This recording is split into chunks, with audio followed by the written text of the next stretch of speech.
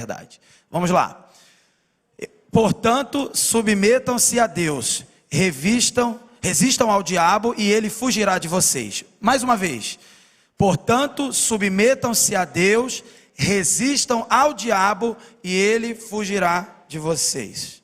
Vamos orar mais uma vez. Senhor Deus, tua palavra nessa noite está sendo pregada, proclamada, já cantamos, já oramos muitas vezes, já fizemos leituras da tua palavra e tudo isso é para a honra e glória do teu nome, para que haja nesse lugar a ação do teu Santo Espírito.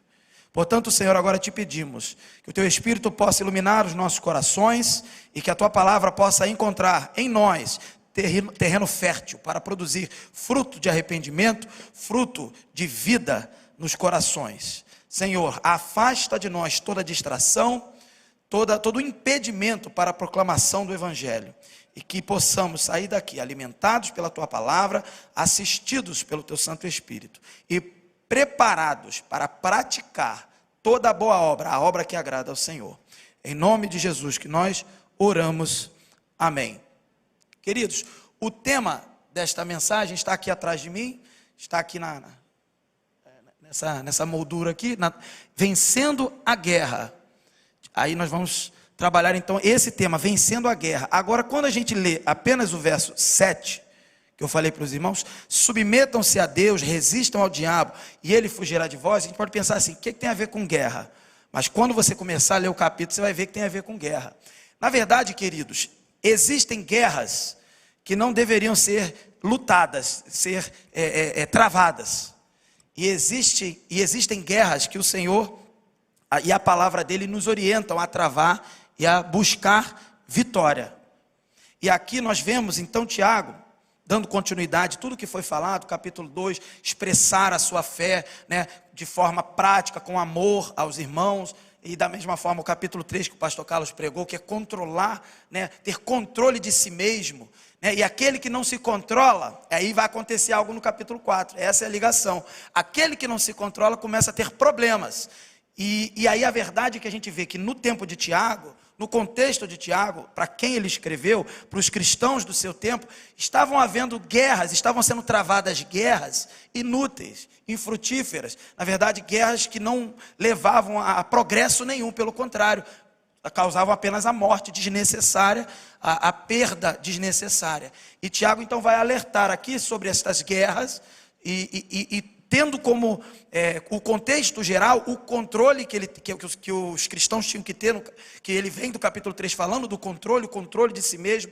o controle que o Espírito Santo produz, mas também permeado pelo amor, que vem também mencionado no capítulo 2. E aí agora eu queria fazer então algumas considerações nessa introdução, né, para que os irmãos não percam a ligação da sequência do que estamos estudando, né?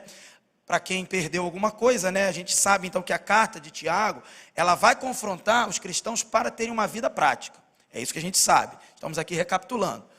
E a gente vê que o cristão ele vai passar por muitos desafios, provações. Capítulo 1 mostra claramente que o cristão ele deveria inclusive se alegrar nas provações e buscar no Senhor condições de vencê-las e sabedoria para isso também.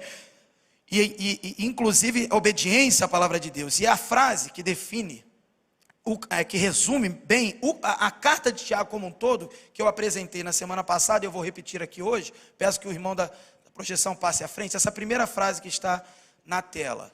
As atitudes corretas, diante das provações que a vida nos impõe, por sermos cristãos, evidenciam uma fé madura e aprovada. Tiago está falando de um teste de fé, e que o cristão constantemente está sendo testado na sua fé. E isso deve ser evidenciado com obras que agradam ao Senhor. No capítulo 2, obras relacionadas com amor. No capítulo 3, obras relacionadas com controle. E nós vamos ver que obras são essas do capítulo 4, que vão evidenciar essa fé que precisa ser aprovada, que está sendo testada.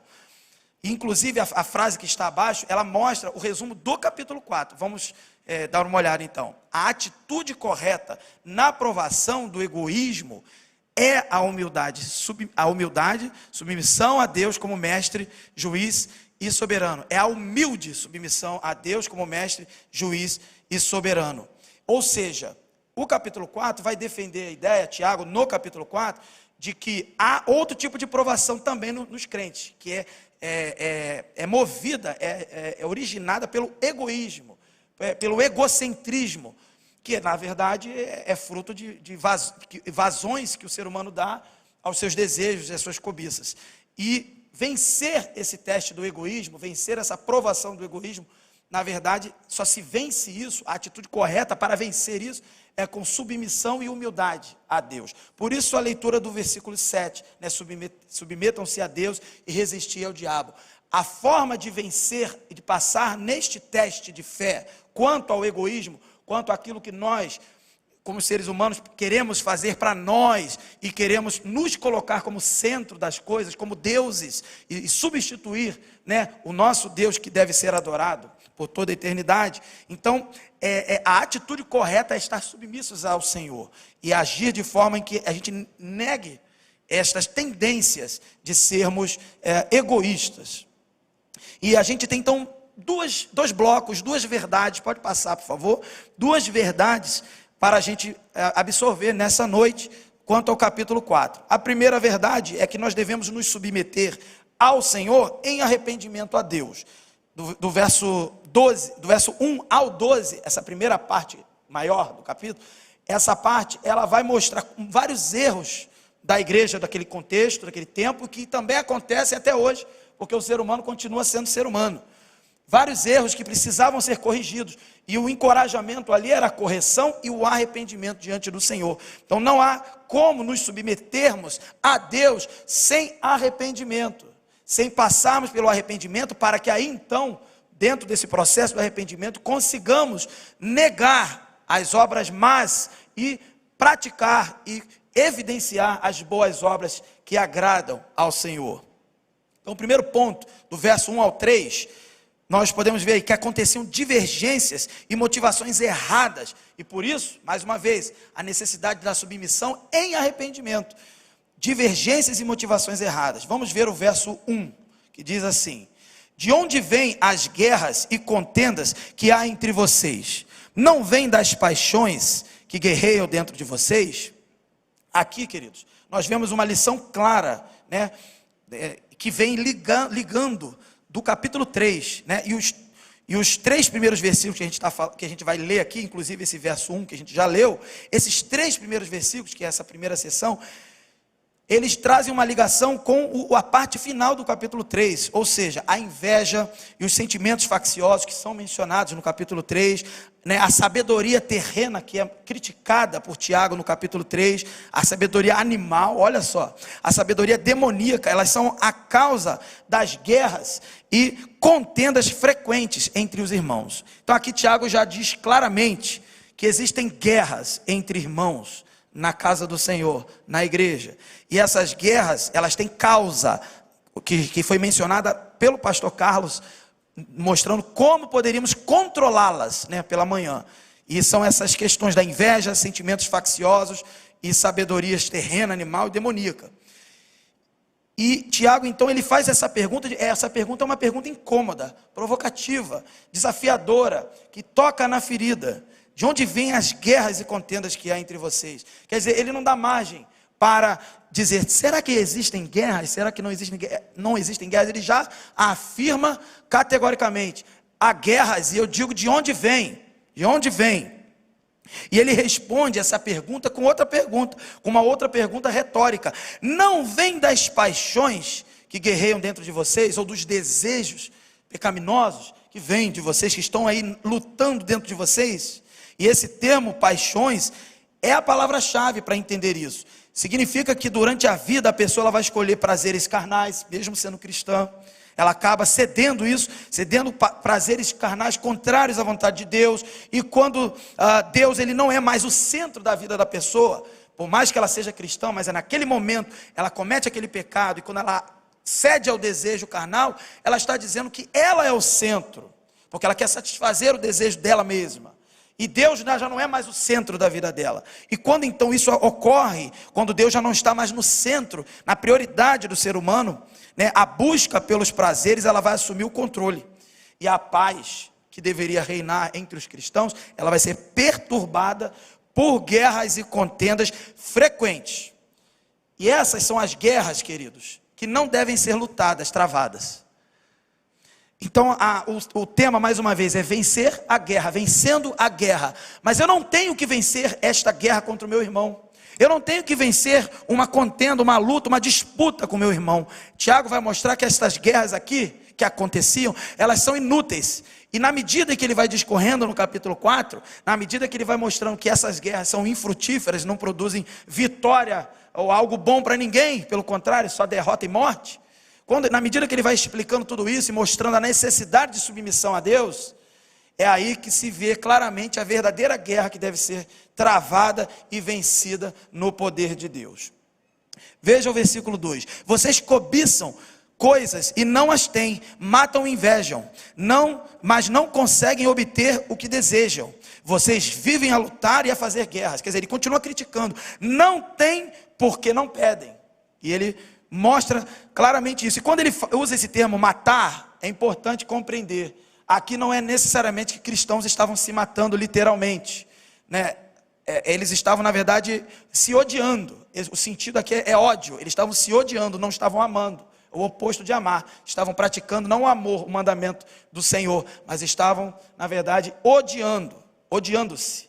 E, inclusive, essa compreensão do termo a gente encontra apoio em outros textos bíblicos. De maneira geral, a gente vê claramente que muitas vezes é mencionado o termo matar, mas a compreensão ali não é o assassinato literal, mas é o comportamento do ódio. E o que é o ódio? Senão a capacidade que a pessoa tem de matar, mas ainda talvez não tenha concretizado. Então é isso que está acontecendo. Tiago, ele está mostrando aqui que havia ódio entre os irmãos, guerras, invejas, matam, invejam. E os cristãos então que estavam odiando, cobiçando, Tiago ele vai alertar que aquele que odiava e cobiçava, ele não recebia o que desejava. Veja, vocês não obtêm o que desejam. Então eu quero matar o meu irmão, eu quero derrubar o meu irmão, eu quero vencer o meu irmão, eu quero disputar com ele, chegar na frente dele para obter alguma vantagem dentro da igreja, fora da igreja, não importa, no convívio entre os irmãos. Obter alguma vantagem e deixá-lo em prejuízo, porque o que interessa para mim é o que eu vou conquistar, né? Até porque muitos vão usar até a Bíblia, né? Nós fomos chamados para ser cabeça e não cauda, né? E não é verdade, não é por aí. E aqui então, Tiago ele mostra que estava acontecendo isso, e de fato isso não deveria acontecer. Por quê? Porque isso eram tentativas, né, artimanhas pecaminosas, egoístas, facciosas, e isso resultava em guerras inúteis, vãs, e por isso não obtinham o resultado desejado. De repente alguém pode dizer assim: eu gostaria de ser um líder, eu queria me desenvolver aqui na igreja para ser um líder, e para que eu seja um líder, então eu vou começar a falar mal do irmão. O pastor Carlos falou sobre a língua de manhã. Eu vou começar então a atrapalhar o trabalho dele, até mesmo sabotá-lo, para que dê tudo errado e de repente eu esteja pronto para resolver. Isso eu estou falando no contexto da igreja, mas isso pode acontecer em qualquer lugar. Mas esse exemplo apenas é um exemplo possível de acontecer na igreja, porque primeiro, nós somos pecadores. Segundo, nós temos hierarquias aqui na igreja e às vezes podem surgir comportamentos desse tipo. Mas isso na verdade é um comportamento mundano, que a gente vê em empresas por aí, nem deveria acontecer. A gente vê em repartições, em outras áreas de atuação seculares, que às vezes talvez você veja isso entre não crentes. Mas isso aqui, Tiago estava criticando os cristãos. Eles estavam querendo obter vantagens e passar na frente do outro. Quando Jesus vai dizer que o amor dos cristãos deveria ser o quê? Aquele amor como ele amou. E como que Jesus amou? Passando na frente da gente? Senão a gente seria consumido. Não, ele não tomou para si o fato de ser Deus. Ele se esvaziou, se humilhou, foi servo até a morte, obediente até a morte, morte de cruz. Ele era rico, totalmente rico em misericórdia, em graça, em poder, em majestade, mas ele se fez pobre para nos alcançar. Ou seja, ele deu a vez para a gente. Ele deu a sua vez para a gente. E a gente, às vezes, na igreja tem esse comportamento, querer alcançar um objetivo, né? Eu tenho os meus objetivos. Será que Deus concorda com os meus objetivos? Né? Cada um aqui tem os seus objetivos. Será que Deus concorda com esses objetivos? Mas o fato é que usar artimanhas desse tipo aqui Tiago está dizendo que Deus deixa claro que essas pessoas não obtêm o que desejam. Não vão obter. Verso 3. E ele continua explicando: quando pedem, não recebem, pois pedem por motivos errados para gastarem seus prazeres. Ou seja, Tiago aqui vai mostrar que as pessoas, além de querer, passar à frente do outro na igreja, ali no contexto dos cristãos, elas pediam a Deus, clamavam e não recebiam. E aqui é interessante que Tiago ele vai fazer o uso, no sentido inverso do ensinamento de Jesus do Sermão do Monte. Jesus falou assim, no Sermão do Monte: pedi e dar-se-vos-á, pois todo o que pede recebe. Mateus 7, 8. Então Jesus ele diz: pede e vai receber. Só que aqui Tiago está invertendo, dizendo: olha, quem age de forma carnal, mundana, e não age como deve ser, se comportar como deve ser feito, como Cristo mostrou, como Jesus mostrou, esse que age em contradição com a palavra, em contradição e oposição ao que Cristo demonstrou, esse também recebe então o inverso, o resultado inverso. Se aquele que age em direção à palavra, em concordância com a palavra, pede e recebe, aquele que age em contradição com a palavra, ele pede e não recebe. E ele explica por quê, Tiago: pois pedem por motivos errados. Queridos, podemos dizer assim: somos pessoas de oração e gastamos 24 horas orando, e devemos orar sem cessar, diz a palavra. Mas orar sem cessar aquilo que agrada a Deus, orar sem cessar e pedir e clamar ao Senhor aquilo que agrada ao Senhor, aquilo que o Senhor apoia e concorda. E se de fato entendermos, compreendermos isso, poderemos receber e receberemos de fato a resposta favorável, positiva à nossa oração, ao nosso clamor. De fato, queridos, aqui vemos o egoísmo de forma bem clara, Quando um crente ele ora a Deus em nome de Jesus, ele não deve apenas crer que Deus vai ouvir e responder a sua oração, mas ele deve entender e raciocinar, refletir se o seu pedido vai santificar o nome de Deus. Veja lá o Pai Nosso: santificado seja o teu nome. Jesus ensinou como orar. Será que o meu pedido santifica o nome de Deus? Ou seja, honra a santidade de Deus? Ou afronta, avilta a santidade de Deus? É isso que ele está falando aqui. Da mesma forma, será que está em harmonia com a vontade de Deus? A verdade, queridos, que o egoísmo ele é idolatria. E quando oramos e fazemos uma oração idólatra, nós estamos pedindo não a Deus, mas pedindo a nós mesmos. Porque nós nos colocamos como deuses, até na própria oração. E isso, aos olhos de Deus, é abominação, diz a Escritura. Deus ele não vai ouvir, queridos, as orações que vêm de um coração cheio de motivos egoístas. Então é isso que vemos nesse primeiro ponto. Nesse primeiro ponto, pode passar por favor o slide, para colocar lá nos pontos, saiu da posição.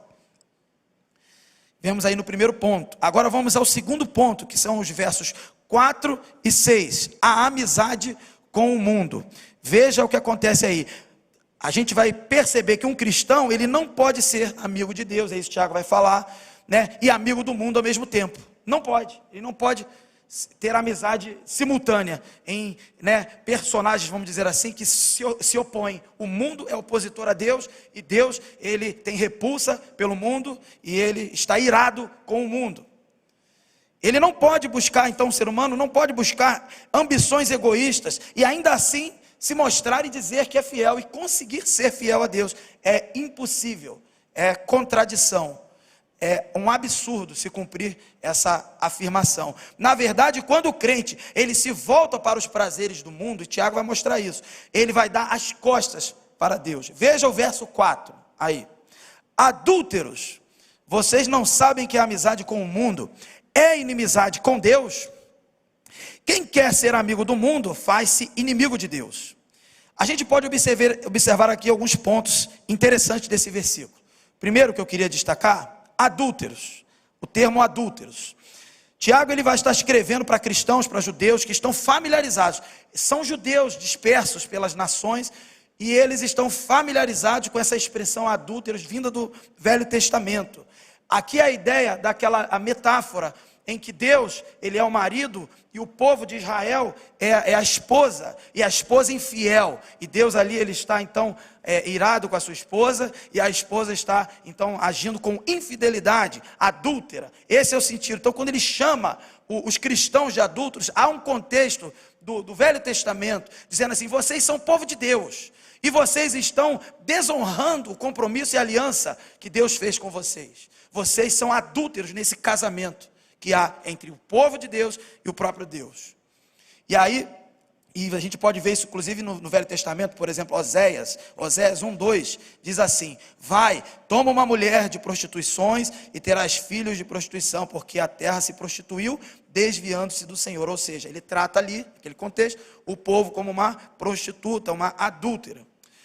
E Jesus também chamava os fariseus, também saduceus, intérpretes da lei, ele chamava esses líderes religiosos de geração má e adúltera. O sentido é de pessoas infiéis à aliança com o Senhor. Outro ponto que eu queria destacar: a amizade com o mundo é inimizade com Deus. Veja essa afirmação: a amizade com o mundo é inimizade com Deus. Na verdade, o esposo, e pense comigo, qual é o esposo, né, o Senhor como esposo, ainda nessa metáfora, o Senhor como esposo e o povo de Deus como a esposa. Que esposo vai permitir que a sua esposa ela tenha um relacionamento ilícito, ou seja, fora do matrimônio, com outro homem? Qual é a relação, aliás, qual seria a reação de Deus quando um crente se apaixona pelo mundo? Pense, ele como marido, já que a comparação é essa, a metáfora é essa. Deus, ele é zeloso, queridos. Nós vemos isso em Êxodo 25, em Deuteronômio 5:9. E ele não tolera qualquer amizade com o mundo. Não é possível ser amigo e dizer que está sendo fiel ao Senhor, à aliança do Senhor. Inclusive, esse mundo aí, o que significa? O pastor Carlos, há pouco tempo, né, pregou sobre a rebelião do amor e fez uma excelente explicação das possibilidades de compreensão da palavra mundo. Mas essa palavra aqui, mundo, ela representa o sistema humano, maligno, pecaminoso, opositor e contrário a Deus. E esses que são amigos a esse sistema, veja, porque existe o mundo criação, existe o mundo humanidade, e Deus amou a humanidade entregando seu Filho, não é isso? Deus também ama a criação, pois Ele é o Criador, mas Ele está irado com este sistema opositor ao projeto dEle, ao plano dEle. Esse mundo aí é esse sistema, e de fato, Deus está irado, e não é possível então termos amizade com esse mundo. Temos de fato que ser como Deus, esse sistema, sermos inimigos desse sistema mundano, maligno, e não amigos. E o outro ponto que eu destaco ainda: inimizade com Deus. Olha que termo forte. Você já parou para pensar? Ser inimigo de Deus. A palavra de Deus diz que nós cristãos éramos, antes de Cristo, inimigos de Deus, mas agora nós somos chamados de amigos, de servos, de amigos da família de Deus. Mas aqui ele fala disso, não é possível inimizade com Deus. Amizade com o mundo transforma tudo isso em inimizade com Deus. E um amigo de Deus que suporta a oposição do mundo, que vence, né, que consegue resistir à oposição do mundo, ele vai encontrar, por exemplo, consolo numa frase muito, muito interessante de um reformador do século XVI, John Knox. Olha o que o reformador do século XVI diz: um homem com Deus ao seu lado está sempre junto com a maioria. Uma pessoa que entende que quando ela é amiga de Deus, e mesmo que ela tenha todo o mundo contra ela, ela sabe que ela com Deus ela é maioria. Agora, uma pessoa que resolve fazer amizade com esse sistema maligno e se sente recebida numa multidão de tapinhas nas costas e de elogios, ela tem que entender que ela está sozinha, porque esses tapinhas nas costas vão se esvair como poeira, porque o Senhor estará irado contra todas essas pessoas. Precisamos fazer alianças certas, ter aliados certos, queridos. E aliados do mundo, adolescentes, aliados do mundo, que frequentam às vezes a sua escola, a sua casa. Uma vez um pai de adolescente comentou comigo, muito interessante, o zelo que ele tem pela filha dele, e ele dizendo: minha filha já é adolescente, 12 anos estou percebendo, 12 anos, 13, 12, não lembro bem. E ela tem muito contato com as pessoas da escola, e precisamos ter mais contato com as pessoas da igreja, porque são pessoas que servem a Deus e influenciam positivamente a minha filha. Ele está alerta, ele está atento, ele deu uma palavra que eu achei muito proveitosa e trago aqui para os irmãos. Ele está preocupado em que a filha dele, no caso, os filhos, ele tem outro, possam então conviver com pessoas que amam a Deus, que são amigos de Deus, e não amam esse mundo, não tem inimizade contra Deus. Não que a gente não vá se afastar de pessoas lá fora, a ideia não é essa, mas lá fora nós estamos ali para nos relacionar de forma sem nos contaminar com a maldade daquele mundo. E para influenciar, para na verdade levar o amor de Cristo, inclusive ocuparmos sim posições na sociedade, para que da nossa vida as boas obras que Tiago cobra dentro da igreja, também sejam feitas lá fora, para que não seja feita uma má obra por alguém, e para que seja modelo para alguém, para que possa multiplicar na vida de alguém. Agora, se estamos lá fora para fazer amizade comum, fazer festinha, queridos, os irmãos sabem que eu tenho a minha vocação missionária, minha esposa, a gente está orando ao Senhor, tentando entender que a nossa vocação não é longe, é aqui em Campo Grande onde eu nasci. Mas, quando a gente tem vocação missionária, a gente convive com muitos missionários, conhece muitas pessoas, gente que vai para longe, gente que está fazendo coisas muito interessantes aí fora, pelo campo missionário. E é interessante que às vezes agências missionárias com boas intenções, pessoas que têm vocação missionária com boas intenções se perdem, porque querem se contextualizar, falar a língua do povo, e do povo aí fora, e de repente, aí usa o texto de Paulo, lá fiz-me louco para alcançar os loucos e tal, e vai assim tentando alcançar. Queridos, eu já participei de um retiro de uma agência missionária, eu não vou mencionar o nome, eu já participei de um retiro em que essas pessoas, elas vibravam, mas vibravam de forma quase que praticamente espiritual. Elas vibravam quando cantavam canções de música popular, MPB e coisa do tipo, no retiro, que era para ser espiritual e preparação para missões. E quando alguém tentava cantar um cântico, tipo, grande é o Senhor e muito digno de ser louvado, algo do tipo, essas pessoas se desinteressavam por adorar ao Senhor, levando em consideração que Salmos ordena que nós devemos cantar as grandezas do Senhor e louvar o nome do Senhor. E eu digo isso, queridos, não é para fazer nenhuma crítica institucional, mas é para que entendamos que é muito tênue a linha entre estar ali influenciando positivamente ali fora, e de repente quando você vê, você está se comportando como eles, e dizendo que é cristão, e dizendo que ama a Deus. Eu de fato naquele dia fiquei escandalizado, minha esposa sabe, ela também, junto comigo, e eu tive que suportar aquele retiro até o final, com muitos cânticos ao homem, ao diabo, a seja lá o que for que eles cantavam, mas quando era para adorar a Deus, ninguém queria. Isso não é possível. Isso é flertar com o mundo ou já estar sendo amigo do mundo. Veja então agora o verso 5, por favor. Ou vocês acham que é sem razão que a Escritura diz que o Espírito que Ele fez habitar em nós tem fortes ciúmes? Aqui, Tiago, ele está mantendo ainda o sentido da metáfora do matrimônio entre Deus e o povo, E aqui ele está dizendo, ele é o marido que tem ciúmes, mas quando se trata de Deus, o ciúme de Deus é como, gente? É pecaminoso?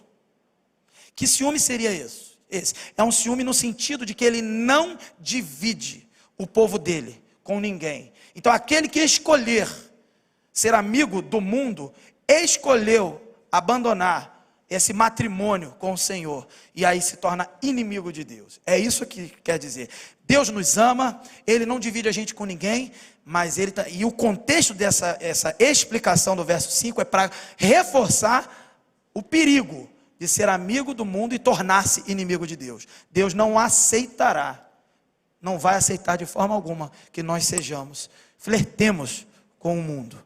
Ele quer a gente só para Ele, porque Ele nos chamou para a salvação em Cristo Jesus. O Espírito Santo nos selou e nós não podemos então escorregar, cair nessas ciladas do pecado, do mal, do inimigo. Veja o verso 6. Mas aí ele traz uma esperança, queridos. E ele cita, então, veja bem, aqui Tiago parece que ele está citando no verso 5 essa questão do ciúme, mas não se encontra entre os teólogos nada na Escritura que explique isso. Não há certeza de que citação ele está fazendo, mas o contexto é esse. Deus não nos divide com ninguém. Agora no verso 6, que ele ainda está citando a Escritura para embasá-lo, a gente consegue identificar essa citação aí, que é em Provérbios. Mas ele nos concede graça maior, por isso diz a Escritura, Deus se opõe aos orgulhosos, mas concede graça aos humildes. Eu não sei né, eu lembro quando a gente teve estudando Tiago numa EBD, e eu tive a oportunidade de comentar, acho que foi para os jovens, comentar que Tiago é compreendido como também um livro, uma espécie de livro de sabedoria do Novo Testamento, e por isso Tiago cita muito o provérbio, e aqui então ele faz uma citação de provérbios, que mostra claramente que Deus, ele então concede graça maior àqueles que se humilham ao Senhor, aqueles que não insistem na sua tentativa de mesclar, vamos mesclar o mundo lá fora e a gente aqui dentro, e vamos ver o que acontece. Não, Tiago mostra claro que Deus não quer isso, mas ele honra aqueles que se humilham, aqueles que preferem perder possíveis vantagens que teriam, que a pessoa poderia ter lá fora,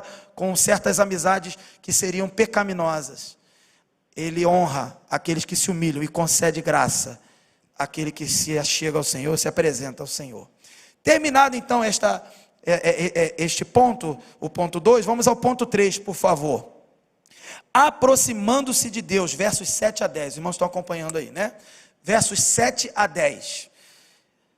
Aqui é interessante, porque parecem orientações rápidas que Tiago vai dar ao povo, como que você estivesse num carro, no trânsito, e várias placas orientando a sua direção. Aqui Tiago ele vai fazer isso, como se fossem placas orientando, breves afirmações, descrições diretas. E Tiago ele então vai dar algumas orientações para ajudar os cristãos a caminharem, a viajarem nessa trajetória de obediência ao Senhor. Então vou ler do verso 7 ao 10, para os irmãos me acompanharem. Portanto, submetam-se a Deus, resistam ao diabo, e ele fugirá de vocês. Aproximem-se de Deus, e ele se aproximará de vocês. Pecadores, limpem as mãos, e vocês que têm a mente dividida, purifiquem o coração. Entristeçam-se, lamentem e chorem. Troquem o riso por lamento e a alegria por tristeza. Humilhem-se diante do Senhor e Ele os exaltará. Agora vemos que esse trecho do capítulo, Tiago vai mostrar uma forma de nos apresentarmos, nos aproximarmos do Senhor. Ele identificou nos 2 pontos anteriores problemas, pecados, perigos, mas agora ele dá um escape, até porque esta sessão maior é uma sessão que significa submissão em arrependimento. Então foi identificado o problema, os pecados foram identificados por Tiago, agora o escape. O escape é aproximar-se do Senhor. E aqui nós podemos perceber que há uma sequência nessa aproximação do Senhor. O primeiro ponto que eu queria destacar aqui é submissão. Veja só, Tiago ele vai falar aos leitores que estão cegos por causa do orgulho. Imagine, cegos, e um orgulho que é nocivo, e isso tudo é percebido entre as pessoas, entre os irmãos, toda a igreja. E ele vai dizer então aos leitores, aos cristãos, e também diz para nós hoje, né, que devemos ser sempre sujeitos a Deus, submissão. Quando oramos, né, a expressão seja feita a tua vontade, ela precisa ser declarada de forma real, em que quando eu falo seja feita a tua vontade, inclusive Jesus no Pai Nosso, assim na terra como no céu, de fato, eu esteja disposto e tenha a intenção de que a vontade do Senhor se cumpra e eu possa obedecê-la, acompanhar essa vontade. Não apenas declarações, não apenas orações e palavras frívolas que o pastor Carlos mencionou pela manhã, palavras fúteis, inúteis. Devemos deixar de lado então o orgulho, né, e ser submissos a Deus. Mas quando, essa é a questão, quando ele fala isso, sejam submissos a Deus, mas ele vai dizer assim, resistir ao diabo, não é isso que ele diz aqui? Porque quando o crente decide aproximar-se do Senhor, ou seja, ele toma uma decisão de se achegar ao Senhor, porque o Senhor o convidou, né? Deixar claro que há o convite ao arrependimento, há o convite também à salvação. O homem, o ser humano, quando se achega a Deus, ele, na verdade, também tem que estar preparado, porque o diabo se levanta para impedir essa aproximação. Por isso Tiago alerta, resistir ao diabo e ele fugirá de vós. E como podemos então resistir ao diabo neste sentido aqui? É perseverando, é seguindo e olhando, como cantamos no Coral Teus aqui pela manhã, olhando para o alvo, aquele que te chamou, e aquele para quem você vai dedicar a sua obediência, e aquele para quem você vai entregar o seu coração, a sua vida. Quando você olha para ele e não olha para as adversidades e para as tentações que chegam e acontecem, você está resistindo ao diabo. Eu até acho que há momentos que a gente precisa orar e repreender alguma coisa, pedir que o Senhor intervenha e repreenda espíritos malignos. Mas a ideia aqui, queridos, é não perder tempo falando com quem quer te desviar. E aqui é o diabo. Você não tem que conversar com o diabo, você tem que falar com o Senhor, olhar para o Senhor, caminhar em direção a Ele. E não olhar nem para a direita nem para a esquerda. Porque se você olhar para a direita, é como que Pedro, olhando para Jesus, andando no mar, e ele olha para o lado, olha para o outro, olha para o vento, olha para tudo ali e começa a afundar. É isso que é essa ideia que está sendo vista aqui. Então, queridos, que possamos, ser pessoas que se submetem a Deus ao ponto de resistir às adversidades, às propostas malignas, às tentações do diabo. E assim resistindo, como Jesus resistiu no deserto, pelo poder da palavra, porque quando Jesus resiste o diabo no deserto, é citando a Escritura. O diabo distorce a Escritura como um bom herege, um bom falso profeta, e Jesus, como o profeta perfeito, responde de forma correta. E o que acontece? Ele resiste, e o diabo foge dele, e assim nós podemos resistir também ao diabo, e ele fugir de nós. Essa é uma guerra, essa é a guerra que está sendo travada. A guerra da obediência, a guerra de se corrigir, de se arrepender. Essa é a guerra, não é a guerra entre irmãos. Então quem continuar disputando, e eu vou lá na igreja, eu vou falar com ele, eu vou na assembleia, está lutando a guerra errada, querido. Essa guerra aí, meu amigo, não vai levar a lugar nenhum, só vai machucar pessoas e pode levar muitas outras ao inferno. Mas a guerra que tem que ser vencida é essa, aquela que eu olho para Deus, eu me submeto a Ele, eu me humilho diante dEle, porque eu não sou nada, e Ele é tudo na minha vida. E eu olho para Ele, eu vou até Ele, porque Ele me chamou, e eu não olho nem para a direita nem para a esquerda. E quando o diabo tenta fazer alguma coisa, e ele vai tentar, é isso que o texto vai dizer, ele vai tentar, porque ele é o tentador, mas ele não vai conseguir, e ele vai fugir, porque nós estamos olhando fixos para o Senhor. Outro ponto é a preparação. Quando ele fala, depois que ele fala submissão, submeter e resistir ao diabo, aproximem-se de Deus. Em nossa luta contra o pecado, queridos, e o diabo, nós não estamos sozinhos, queridos, porque nós estamos nos achegando a Deus, e nos achegando em oração, nos achegando em obediência. Deus, Ele vai nos cercar, saiba disso, Ele vai te cercar, Ele nos cerca, com cuidado, com graça, de modo que nós não temos motivo para temer o poder do mal, o poder do pecado, o poder do diabo. Deus, Ele quer de fato que nós nos aproximemos dEle com arrependimento sincero, com fé, obediência e oração. Quando Deus, queridos, nos chama para perto de si, inclusive Ele já está demonstrando com isso o seu amor e a sua graça. Por esse motivo, queridos, nós podemos afirmar que Deus sempre age em primeiro lugar na obra da salvação, porque Ele é o autor da salvação, autor e consumador da salvação. Se você fosse o primeiro e que tivesse que dar a primeira iniciativa, nunca haveria iniciativa. Não teríamos condições de dar o primeiro passo. Podemos glorificar ao Senhor nessa noite, porque Ele deu o primeiro passo, e um passo poderoso, entregando o seu Filho, e o seu Filho ressurreto, proporcionando condições de nós podermos seguir adiante e nos aproximarmos de Deus. Outro ponto que a gente vê acontecer aqui é a intenção, o encorajamento para o arrependimento. Tiago, ele vai continuar falando aos leitores, olha só isso: aflijam-se, pranteiem e lamentem, chorem. E essa é uma expressão muito conhecida do Velho Testamento, os profetas do Velho Testamento. Num retiro de oração da juventude em 2018, eu tive a oportunidade, sempre gostei desse texto de Joel, em que falava lá, chorem os ministros, os sacerdotes. O que acontecia lá em Joel?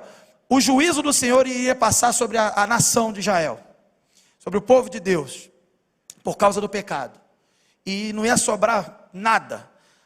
E Joel, então, como profeta do Senhor, faz o alerta: chorem, a calamidade está chegando, chorem, o juízo está chegando. Que não seja juízo no sentido de destruir-nos, mas que seja disciplina para nos corrigir e nos restaurar. Chorem, ministros. Aí ele convoca a nação, e ele vai listando jovens, crianças, idosos, não nessa ordem. Ele chama então ministros, pastores, responsáveis por atividades, soldados. Chorem, lamentem os seus pecados. Queridos, não adianta dizer eu me arrependo, eu me entrego. Existe uma canção do Coral Teus que a gente canta muito, sexta-feira a gente cantou, e ela repete o tempo inteiro: eu me entrego como estou, Jesus, eu vou me entregando, mas eu tenho que chorar pela minha miséria. Eu tenho que chorar pelo meu pecado, eu tenho que me incomodar, eu tenho que prantear. É uma ordem, não é um sentimento, assim como a Bíblia diz para nos alegrarmos sempre, que também não é um sentimento, é um mandamento para obedecer com fé. E assim o sentimento vai ser produzido de forma santa, essa alegria que sustenta o crente. O choro deve ser exercido também pelo crente, o choro de arrependimento verdadeiro, de quem percebeu que pecou contra o Senhor. É como o choro de Pedro, quando negou Jesus 3 vezes, e quando o galo cantou, Jesus olhou para ele, e diz o texto que ele se entristeceu amargamente. Judas, ele não teve um choro de arrependimento, ele teve, remorso e entregou-se para a morte. Agora, Pedro, quando viu o que tinha feito, nos olhos de Cristo, ele lamentou profundamente, mas foi um choro de restauração, um choro de arrependimento e de transformação. É isso que Tiago está reforçando aos cristãos. O que vocês estão fazendo é terrível. Chorem, submetam-se a Deus, resistam ao diabo, acheguem-se a Deus, mas chorem, lamentem. É terrível. Outro ponto que a gente vê aqui nesse trecho: humildade. Esse tema específico, inclusive da humildade, ele é recorrente na Escritura, porque Jesus foi o modelo de humildade perfeita. E a gente vê a humildade em Salmos, diz aqui Salmos 149:4, porque o Senhor de salvação adorna os humildes, né? A gente vê em Provérbios 3:34, o Senhor dá graça aos humildes. A gente vê também em Ezequiel, nos profetas, Ezequiel 21:26, será exaltado o humilde e abatido o soberbo. Nos evangelhos também nós vemos: quem ama a si mesmo se exaltar, será humilhado. E quem a si mesmo se humilhar, será exaltado. Mateus 23:12, quem a si mesmo se exaltar, será humilhado. Quem a si mesmo se humilhar, será exaltado. Nas cartas, nas epístolas, também nós vemos: humilhai-vos, portanto, sob a poderosa mão de Deus, para que Ele em tempo oportuno vos exalte. 1 Pedro 5:6. Humilhação é um conceito e é uma atitude que todo crente deve ter. E ele só pode ter se ele tiver uma experiência com aquele que foi a perfeição na humildade, que é Jesus. Que ele tiver a transformação. As Escrituras ensinam que a humildade ela tem um aspecto claro, vertical, porque você se humilha diante de Deus, mas também horizontal, porque você se humilha diante do seu irmão para o bem dele, para que ele prevaleça, para que ele tenha bênçãos, para que ele tenha a oportunidade de você segure a onda naquele momento. Então é o oposto das guerras que estava acontecendo, que ele citou no início. Agora ele fala, é o contrário, se humilhe a Deus e claro, também aos irmãos. Vamos então agora ao quarto ponto. Se vimos aí o processo de mudança dos pecados para o arrependimento, agora Tiago ele vai falar uma coisa. Existiam crentes que se julgavam bem, se julgavam assim, estou bem com Deus, estou ótimo, minha vida está maravilhosa. Quantos eu já conversei, está tudo bem? O cara fala assim, está tudo bem. É um mentiroso, tem nada bem. Mas ele fala que está tudo bem. Aí você vai conversar com ele, acha lá o problema. Não, mas isso está acontecendo, vamos tentar ajudar. Não, não precisa não, eu sei fazer, eu vou lá. E não resolve nada. Daqui a pouco volta chorando, todo estrupiado, porque não recebeu e não conversou e não assumiu na hora certa que estava tudo mal. Mas, veja o ponto, do verso 11 a 12. Tiago ele vai falar para pessoas agora que se julgam sábias, bem, e que acham que podem também julgar os outros. Então, por exemplo, de repente eu estou bem, a minha vida está boa, estou ótimo, graças a Deus. Agora eu vou olhar para o irmão ali, coitado, olha lá, sabe nada, olha lá, meu Deus do céu, começa a falar mal. Então aí a gente lembra do sermão da manhã, aquele que não controla a língua. Começa a maldizer aquela pessoa que está em pecado, sim, precisa de conserto, e ela não consegue ajudá-la a se restaurar. Nós como cristãos, de maneira geral, nós não fomos chamados para disciplinar pessoas. E nem julgar neste sentido, final. Temos, a estrutura da igreja tem o seu princípio de disciplina, mas nós fomos chamados para encorajar pessoas a mudarem, a melhorarem, e na medida que ela se recobra e se corrige do seu mal, você ganhou o seu irmão, já dito lá em Mateus 18. E caso ela não se arrependa, você vai buscar mais gente, até que isso chega até a igreja. É assim que é descrito lá em Mateus 18. Agora, o que estava acontecendo aqui não era isso. Eram pessoas que não tinham o critério bíblico, o critério santo, não tinham a régua santa para...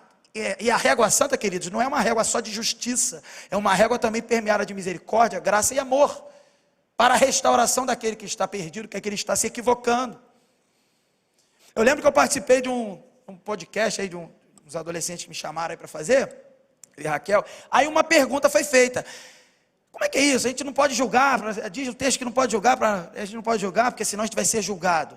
A verdade, queridos, que a gente está sempre julgando tudo o tempo inteiro. Você está julgando se é bom, se é ruim, aos olhos da Escritura. Você precisa avaliar tudo que você faz, todas as decisões que você vai tomar, pessoas que você se relaciona. Você está sim, de certa forma, avaliando o comportamento dela para ajudá-la, para apoiá-la, para atendê-la também. Agora o texto lá diz que é para não julgar de forma injusta, de forma humana, segundo a régua do mundo, desse sistema maligno, segundo a régua do mal e do pecado. De fato, nós somos seres humanos que têm um mínimo de condição e precisam também, de certa forma, ter condições de julgar alguma coisa moralmente. Mas aqui não é isso. Aqui a condenação que Tiago vai colocar aqui quanto a esse julgamento é o julgamento de morte, é o julgamento final. E isso aí é um problema sério. Veja o verso 11. Irmãos, não falem mal uns dos outros. Quem fala contra o seu irmão ou julga o seu irmão, fala contra a lei e a julga. Quando você julga a lei, não está cumprindo, mas está se colocando como juiz. Poxa, ficou claro o texto aqui, né? Não precisa nem explicar. O que ele está dizendo aqui, inclusive, ele faz uma relação clara com o verso 7, com relação ao diabo. Por que eu quero dizer isso? Porque a palavra diabo, né, a palavra diabo, ela tem relação com a ideia de maldizer, o sentido de maldizer. O significado do diabos tem a ligação com esse significado de maldizer. Então aqui eu estou maldizendo pessoas, se eu estou agindo ao ponto de maldizer, né, sobre a vida das pessoas, sobre o comportamento das pessoas, eu estou sendo um difamador, eu estou sendo um diabolo, um diabo. É isso que Tiago está falando aqui. Então ele vai exortar os cristãos a não serem diabos, difamadores, maldizentes aos outros. Porque isso é obra dele, do diabo. Que a gente tem que resistir. Está aqui se achegando a Deus, se arrependendo, e agora vem uns que estão melhorzinho, e aí eu vou lá e começo a derrubar o coleguinha, o irmãozinho. Não posso. Porque eu estou sendo não bênção na vida dele, mas um diabo na vida dele. E Tiago ele ainda vai mais fundo nesse assunto. Ele vai dizer então que os cristãos, aquele que estava falando mal do seu irmão, ele não só fala mal do irmão, mas fala mal da lei. Veja o paralelo que acontece. É dessa forma aqui. Aquele que fala mal do irmão é aquele que está falando mal da lei. Aquele que julga seu irmão é aquele que está julgando a lei. O texto diz: julga a lei. Eles julgam a lei. E quem é que pode, de fato, julgar alguma coisa e julgar a própria lei, queridos? Somente o legislador, somente aquele que criou a lei, somente o Senhor. A ênfase no versículo, ela não está na palavra, ela está na palavra, melhor dizendo, irmão. Ela vai expressar comunhão. Você não pode falar mal do seu irmão, ele é seu irmão, não pode. É ferir a lei, é ferir o mandamento, amarás o teu próximo como a ti mesmo. O sentido é esse: aquele que fala mal do irmão, aí eu boto entre parênteses, como vocês têm feito, é isso que ele está querendo dizer, fala mal da lei, que vocês não estão cumprindo, né? E julga a lei como juiz. Essa é a ideia. O difamador, ele deixa de lado a lei criada por Deus, e assim ele se coloca no mesmo nível de Deus. Ele quer se colocar no nível de Deus, do legislador, acima da lei. Difamar e maldizer, queridos, é pecado contra a pessoa acusada e contra Deus, e Deus proíbe esse pecado na sua lei. Veja o verso 12 em que ele vai falar sobre o legislador. Há apenas um legislador e juiz, aquele que pode salvar e destruir. Mas quem é você para julgar o teu próximo? Queridos, Deus é o legislador, o único. Deus, portanto, ele recebe a honra de ser e ter a autoridade suprema sobre todas as coisas. Deus não está debaixo de lei. Ele é o legislador, está acima da lei. Ele decide se a lei vale, se a lei não vale. Agora nós não. Nós estamos condenados pela lei se contarmos com as nossas obras. Nós só vencemos e somos aprovados na lei porque Jesus foi aprovado na lei. Tiago ele é enfático. Mas quem é você para julgar o seu próximo? quem é você? Você é Deus. É isso que Tiago fala. É claro o contraste aqui, né, entre aquele que é o único legislador e o ser humano. Tiago, ele escolhe a palavra próximo, ele usou essa palavra para lembrar do mandamento, o amor ao próximo. Agora vamos à segunda sessão e terminar, versos 13 a 17. Então, se temos que ter submissão em arrependimento a Deus, nós temos que ter submissão, está errado aí, mas à soberania de Deus, ou em soberania a Deus, pela soberania de Deus. E o primeiro ponto que eu queria destacar, do verso 13 ao 15, corrigindo o orgulho. E ele vai avançando. Então, verso 13 diz assim: ouçam agora, vocês que dizem, hoje ou amanhã iremos para esta ou aquela cidade, passaremos um ano ali, faremos negócio e ganharemos dinheiro. Ele vai usar o exemplo de pessoas comuns da igreja ali, que tinha mercadores, negociantes, que eram viajantes, e que tinham uma certeza absurda, uma certeza de que amanhã eles estariam vivos.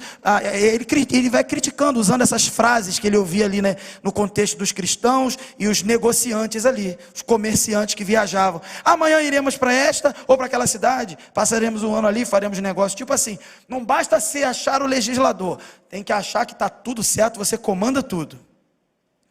E aí ele vai mostrar então que essas pessoas confiavam em algo que era perecível, elas confiavam no sucesso que elas tinham fazendo negócios, dinheiro, e elas estavam tranquilas, bem abastadas, né? E elas confiavam nisso, e por isso elas achavam, eu vou pegar o dinheiro, eu vou comprar uma passagem, né? Ou então se fosse hoje, eu vou comprar uma passagem de avião, vou lá para, sei lá, do outro lado do mundo, porque para mim é simples, para mim é barato, para mim é rápido, e amanhã eu faço, amanhã eu deixo de fazer. Essas pessoas que se diziam cristãs confiavam, não em Deus, e não se submetiam a Deus como aquele que conduz a nossa vida e define o nosso futuro e o nosso destino. Essas pessoas confiavam em si mesmas e no sucesso próprio, egoístas. Veja o verso 15. Ao invés disso, deviam dizer, Senhor, se o Senhor quiser, viveremos e faremos isto ou aquilo. Ele critica essas que dizem que fazem, acontece, elas devem dizer, se o Senhor quiser, nós faremos, tentaremos fazer, né, para a glória de Deus e tal. Então ele mostra que só no discurso da pessoa já está claro o coração dela egoísta, que ela se acha superior àquele que sabe e coordena e comanda todo o universo. Veja, gloriar-se em Deus. Versos 16 e 17 para terminarmos. Veja o verso 16. Agora, porém, vocês se vangloriam das suas pretensões. Toda vanglória como essa é maligna. Então não bastava eles planejarem a vida e acharem que vai dar tudo certo, achando que eles são os deuses da história. Eles então achavam, e às vezes nós somos assim, nós achamos isso, eles agora também então se gloriavam dos planos que faziam, de tudo que conquistavam. E aqui Tiago critica. A vanglória, já diz a expressão, é glória vã, é uma glória passageira, uma glória inútil. A vanglória é maligna, diz o texto. Então alguns negociantes tinham tudo isso. E o orgulho humano, queridos, ele não vale nada, pois ele dá glória ao homem e não a Deus. Não só isso, ele é injustificável, como também ele é totalmente inaceitável diante de Deus. Ele é mau, o orgulho é mau, o egoísmo é mau. Um cristão, ele pode gloriar-se apenas de que a sua vida é vivida na dependência de Deus, na dependência do Senhor, e ele em responsabilidade àquilo que faz com o Senhor. É a única glória que temos e que devemos então expressar. Qualquer outra glória é vã e não deve ser expressada e apegada. Pelo contrário, devemos nos desapegar dessas glórias vãs. E o último versículo do capítulo diz assim: pensem nisto, pois quem sabe que deve fazer o bem e não o faz, comete pecado. Então ele encerra o capítulo com todas essas orientações, dizendo assim, presta atenção, pense nisso. Quem sabe de todas essas coisas, o que é o certo aqui, e não faz, ele diz aqui, comete pecado. Queridos, existe um pecado que muitos não percebem, mas é o pecado da omissão.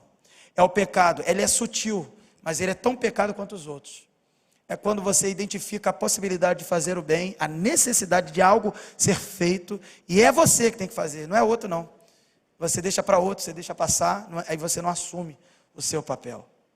É como que aqueles religiosos que passaram lá no caminho lá do samaritano, e o samaritano precisando de ajuda, e eles estavam muito preocupados e atrasados para ir para a igreja. Tinha que cumprir a escala, a agenda, e não fizeram bem. Queridos, entre nós precisamos perceber a necessidade que não só material e espiritual, seja lá o que for, um aconselhamento, uma palavra de encorajamento bíblico, precisamos perceber. E não só perceber, precisamos entregar essas palavras de bênção para a vida dos nossos queridos. E palavras de bênção não é só de elogios e apoio, mas também de correções, para que haja vida, para que haja transformação na vida dos nossos irmãos. O que Tiago mostra no capítulo 4, é que a nossa fé está sendo provada também com relação ao nosso egoísmo. A nossa preocupação de sermos, queremos satisfazer só as nossas vontades, e não olhar à nossa volta. E não é uma questão só de comida para quem tem fome, todo tipo de atitude santa necessária entre os irmãos. Só há uma aplicação, queridos, para isso. Última aplicação, só há uma aplicação para isso. Que devemos nos submeter a Deus com fé e obediência. Mais uma vez, devemos nos submeter a Deus com fé e obediência. Para vencermos a verdadeira guerra, queridos, essa guerra que testa a qualidade da nossa fé, nós devemos nos submeter totalmente a Deus. Brigas, contendas, têm por origem o coração e não agradam a Deus. Por isso, querido, nós devemos encerrar essas guerras inúteis. Devemos encerrar essas lutas que só produzem morte. Precisamos ajustar nossas orações segundo a vontade de Deus e não por motivos egoístas e pecaminosos. Somos, queridos, exortados a fugir, a nos abster da amizade do mundo, porque se assim cedermos, nós acabaremos sendo inimigos de Deus. E quando nós devemos ser amigos de Deus. Mas Deus, queridos, Ele é cheio de graça e misericórdia, e Ele nos chama para nos submeter. E por isso precisamos nos submeter a Ele, resistindo ao diabo, purificar-nos do pecado, arrependermos dos nossos atos, irmãos. Cessar, cortar a difamação e o mau julgamento, o julgamento pecaminoso aos outros. Inclusive, por último, queridos, confiar em Deus, não no lucro, no sucesso que podemos ter, no sucesso dos negócios, seja lá da sua profissão, na vitória acadêmica, profissional, material. Isso é passageiro. Nós precisamos confiar, querido, no cuidado divino, fazer o bem e servir a Deus, e nunca, queridos, nos omitir. Concluindo, hoje nós fomos lembrados, aí eu vou repetir a frase que resume o capítulo, que a atitude correta na aprovação do egoísmo é a humildade, aliás, a humilde submissão a Deus, que é mestre, juiz e soberano. Humilde submissão. Nossa fé, queridos, ela está sendo testada, como eu disse, em todo o tempo, e que possamos então, queridos, vencer a verdadeira guerra, o teste constante da nossa fé, em cada situação da nossa vida, e em especial o que Tiago apresenta hoje no capítulo 4 para nós, e que possamos vencer, então, a provação do egoísmo, evidenciando humildade e submissão ao Senhor, que para tanto o Senhor nos abençoe. Vamos orar. Senhor Deus, esta é a tua palavra pregada, proclamada nesta noite. Que ela possa encontrar nos nossos corações pessoas dispostas a se achegar ao Senhor, porque o Senhor já nos convidou. A tua palavra nos chama, a tua palavra nos convida para nos apresentarmos com humildade diante do Senhor. E o Senhor nos recebe, diz a tua palavra, com graça e misericórdia, para nos proteger da tentação do mal, para nos proteger dos nossos próprios desejos pecaminosos. Trabalha, Senhor, na tua igreja, para que a tua igreja possa expressar não só uma fé verbal, mas uma fé comportamental, uma fé evidenciada, nesse caso de hoje, em mudança quanto ao egoísmo. Nós não somos seres isolados, o Senhor não nos criou para andarmos sozinhos. O Senhor nos criou para andarmos juntos, nos apoiando, nos fortalecendo, amando como Jesus amou. Portanto, Senhor, completa a tua obra nesta noite, e que possamos, todos os dias da nossa vida, nos achegar ao Senhor, humildemente, e sermos recebidos pelo Senhor, com graça e misericórdia. Em nome de Jesus que nós oramos. Amém.